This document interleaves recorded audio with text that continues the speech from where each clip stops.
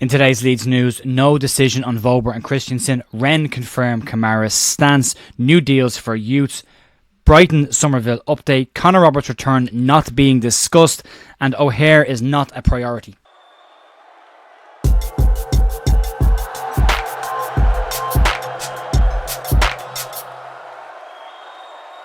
Morning folks, Jay here at The View on Wednesday the 10th of July with your Leeds United news. Hope you're having a good week so far.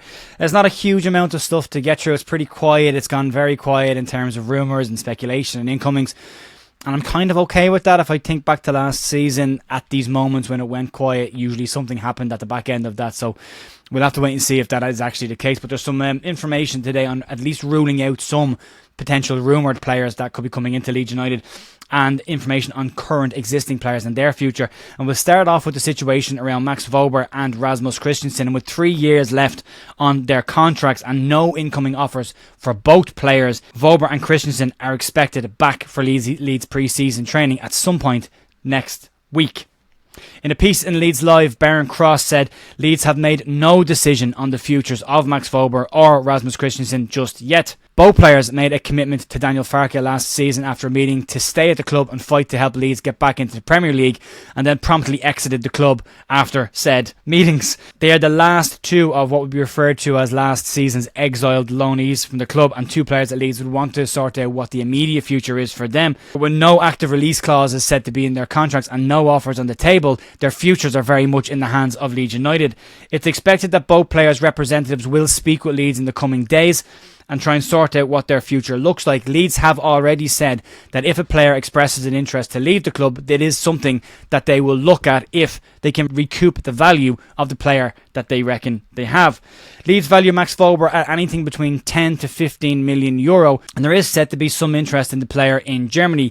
Rasmus Kristensen, on the other hand, Leeds spent £10 million on and would want to recoup as much of that, or at least the fee, to cover whatever is remaining on the fee from a PSR perspective, but there are currently no offers on the table for the player. It's going to be a situation that will become a lot clearer in the next few days. Don't be surprised to see them line out against Harrogate in a week's time. They have a couple of weeks off. They've been playing competitive games. They'll come back in, they'll do testing, and then we'll see if that even happens. There could be decisions made if both those players go to Leeds in the next couple of days, or if they go to their representatives and say, get me a club and get me out of here. We could see some movement on that on the exit fronts. As we said yesterday, Max Wober is heavily expected to leave Leeds United, but the future of Rasmus Kristensen is very much in limbo. With very little interest in the player and a likely return to Leeds, you may end up seeing Rasmus Kristensen back in the Leeds shirt next season, at least temporarily, and we'll see what happens from there. In confirmation of a player that has been rumoured to be exiting Leeds United, Stade Rennais sporting director Frédéric Massara has confirmed interest in Kamara in a recent press conference that he conducted. Rennes tried to sign Kamara this time last season, but the former Rangers midfielder opted for Leeds United in what was then a £5 million deal, and Leeds' stance on the player is not said to have changed over the course of this summer so far. Leeds do not want to sell Kamara during this window. Leeds have said they can't stop interest in the player and they can't stop clubs bidding on the player, but they don't want to sell the player right now.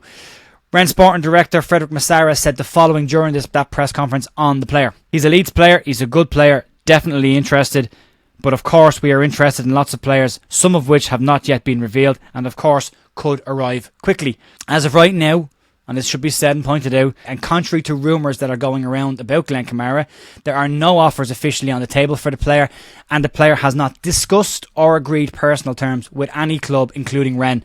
That should be made very, very clear. There are a couple of publications running with a story that he's already agreed personal terms. Kamara has been pictured in all of Leeds training videos over the last couple of days. Seems very happy at the moment, and Leeds are not keen to sell the player unless an offer comes in, which would have to be above the £5 million valuation that Leeds have, and of a level that Leeds could bring in a replacement. Leeds said if a player of high calibre within the club does leave, they will replace that player with a similar style of player. Leeds would want to have something lined up in that position and be making enough money to cover that sale if they were to even consider selling Glenn Kamara. So right now it's just interest from Stade Rennais. Their sporting director has said it, but from Leeds' perspective, he's not going anywhere, at least right now. And some good news going on behind the scenes, well, to most people, and that's some updates on the youth talent at the club. And yesterday, Leeds publicised a thread that they had created on X.com to highlight the contract signings of young players. And guess what? This managed to actually upset some people. But right now, if Leeds make any announcement on X, it's going to upset somebody right now. I personally think this is a really good idea. It gives these young players a bit of exposure, and it helps people who don't necessarily follow the underage progress of players at Leeds an insight into who these players are and who the prospects for the club are going forward. There were 3 new contracts signed yesterday and 1 this morning. The first one was Joe Richards, who has signed his first professional deal after a very impressive under-18s campaign last season, and even managed to break into the under-21 team by the end of the season. A lot is expected of Joe next year. The second was Ruben Lapata-White, who is highly rated behind the scenes at Leeds United, and again had a very solid campaign at centre back for Leeds under-18s last season, and also pushed into the under-21 side next season. Both of those players are expected to be seen in a 21 setup a lot next season. The third one was the goalkeeper Harry Christie, who has signed a 1-year extension to his deal and will be the under-21 goalkeeper for next season, which will make him the 4th choice keeper in the pecking order for Leeds. Christie did actually make the first team bench last season in one of our FA Cup games. The others contract signing was Marley Wilson, the striker from the under-18s, who again is ranked very highly, very strong, old school number 9, very good at holding up the ball, and he signed an extension to his contract at Leeds United, and it was described as a very effective number 9 last season for the under-18s, and more is expected of him. He did have a spinal injury last season, which was linked to growing pains as the player starts to take a bit of a stretch. Should be fine for the start of this campaign for the under-21s and under-18s next season, so one to keep an eye on. Those players all made big impact last year. Very much worth keeping an eye on those couple of names. For now, more under-18 contracts are expected to be signed in the coming days, and we'll update you on them as and when they happen. In an update to a player who has been linked with a move away from Leeds United, and that's the Kristensen Summerville saga, I suppose, at this stage as it rumbles on throughout the summer. But according to a Team Talk exclusive, so take that with a pinch of salt, Brighton are out of the running to sign Summerville. So far, Brighton are the only side to put an official bid on the table for the Dutch attacker, which was knocked back by Leeds and by the player himself. A rumoured second bid was expected to come in from Brighton, but so far that bid hasn't materialised. A similar situation to the Jorginho Rutter bid, where rumoured was that a second bid would come in, and that hasn't happened either. As we covered over the course of this week, Liverpool and Chelsea are said to still be the two maintaining an interest in the player. Liverpool's situation is said to be, if Mo Salah exits the club this summer, they will likely make a move for Summerville, but are waiting on an exit before they look at an incoming. Chelsea's perspective, they seem to be playing the waiting game and seeing what happens over the course of the window before they make their move. And Newcastle United are still interested in the player, but they are prioritising exits right now over incomings while they sort out their finances behind the scenes before making any kind of a move for Summerville. There's a lot going on. You've seen it with Leeds, and a lot of clubs are in the same situation. They're getting rid of players, clearing the decks before they bring in other players. The PSR situation is very much at the forefront of every team's mind this summer, and you can see with how they're all behaving. It's a slowly approach to this window. It could erupt at any moment, but clubs very much similar to Leeds seem to be offloading players first before they then start to bring any new players into the clubs.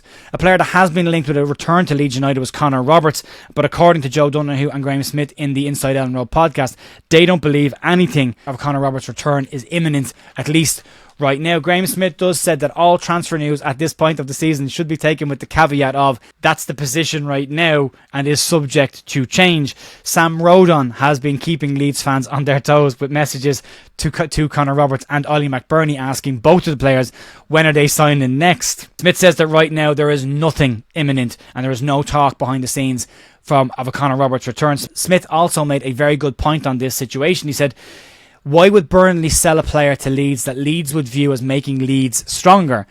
Burnley and Leeds are expected to be rivals next season and the two favourites for automatic promotion into the Premier League next year. Scott Parker is likely to be reviewing his squad before he makes any decisions, but why would Burnley give Leeds a player that would make Leeds stronger?